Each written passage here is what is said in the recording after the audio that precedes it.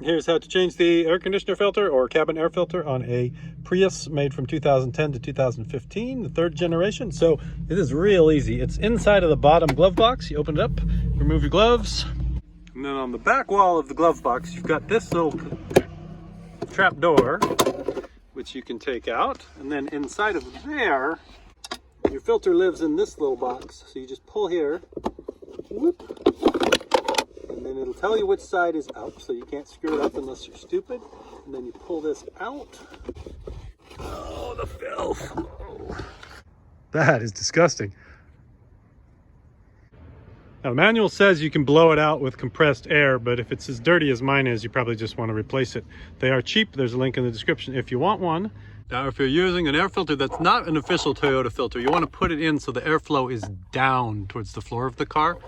So Toyota has the up arrow pointing up. The aftermarket one has it pointing down because the air comes in downward. Then the little lid, you jam that end in there and snap this end down like this.